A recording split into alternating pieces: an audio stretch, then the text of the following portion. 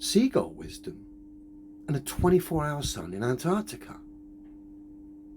Is there a 24-hour sun in Antarctica? Well, I want to share an observation with you.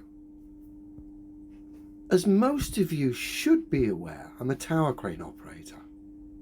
I work in the construction industry. And because of my job, I spend my days in an elevated position high above the cities of the UK, with a great view of the sky, the rooftops, and the skyline of, like I say, whatever city it may be I'm working in at the time. I love this job. But something I've observed recently I find quite interesting that might tie into the 24-hour Antarctica sun in December. And it kind of relates to these guys, seagulls. Because of my job, I see these guys all the time, on rooftops, all over the cities of the UK. And the job I'm on at the moment, I've been here for 11 months.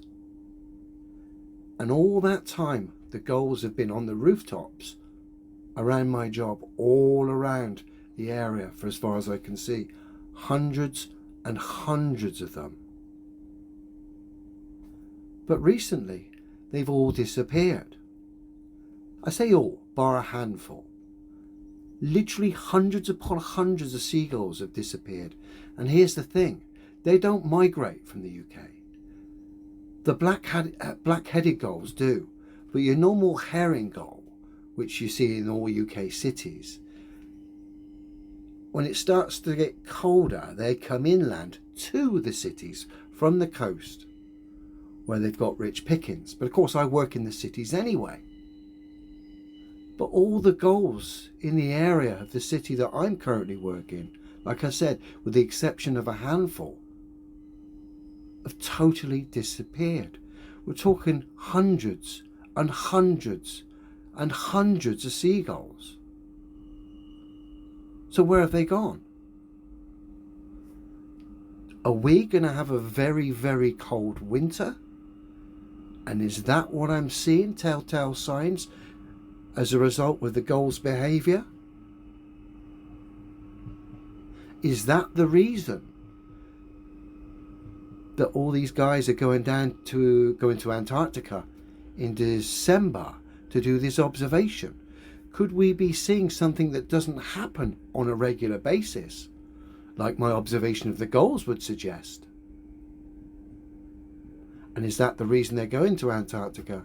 Maybe there's some optical phenomenon that goes on with the sun, perhaps that's going further south.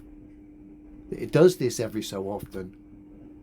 That you might have some, like I say, some optical phenomenon in the sky that might fool some naive people. Or perhaps the viewer in Antarctica, because of things have changed, and of course the gulls giving their telltale sign, perhaps the sun does appear to circle the viewer in Antarctica.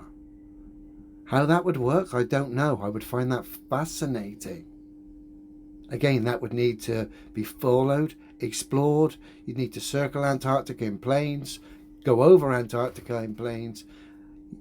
It requires full exploration to fill in the gaps. But I'm not fearful of the results of whatever happens in Antarctica, because the physicality of the Earth proves to us all that the globe is impossible.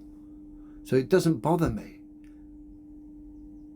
If there is that sun circling in Antarctica for 24 hours in December, that is one fascinating observation. I just wanted to share that with you though, reference the seagulls. I've never noticed that before. And could that tie in with potentially a very harsh winter? And potentially as a result of that, and maybe what the sun's doing, it only does so often. Like I said, I've never seen the gulls totally disappear before, and I've worked in the cities of the UK from an elevated position for over 2 decades. And I don't ever recall them all disappearing, bar a handful of gulls.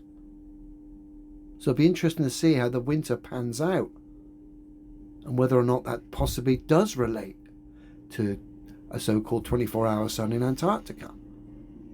Just thought I'd share that with you. Have a good one, everyone.